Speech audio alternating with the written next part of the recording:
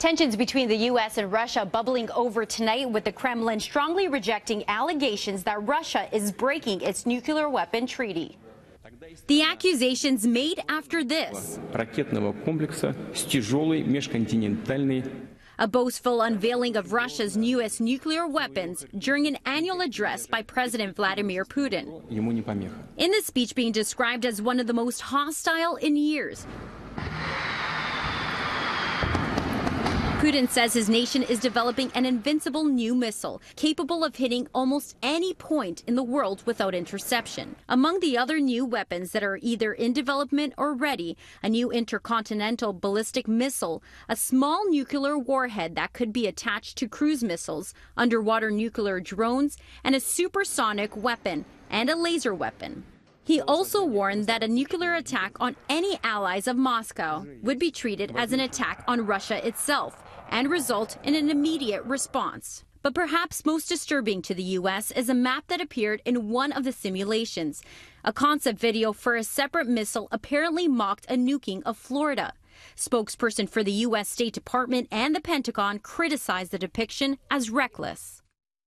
We saw it, and we don't think it's responsible. We don't think that kind of imagery, seeing the portrayal in a cheesy video of that kind of attack being conducted on the United States as being a responsible action.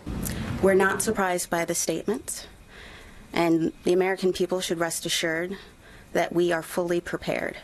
And as you can imagine, the White House also responded promptly. President Putin has confirmed what the United States government has known all along, which Russia has denied. Russia has been developing destabilizing weapons systems for over a decade in direct violations of its treaty obligations. President Trump understands the threats facing America and our allies in this century and is determined to protect our homeland and preserve peace through strength. Kremlin spokesperson Dmitry Peskov told reporters today that Russia denies breaching any international arms control pacts. The Intermediate-Range Nuclear Force Treaty, signed more than 30 years ago between the U.S. and Russia, eliminates all nuclear and conventional missiles, as well as their launches, with ranges of 500 to 1,000 kilometers and 1,000 to 5,500 kilometers.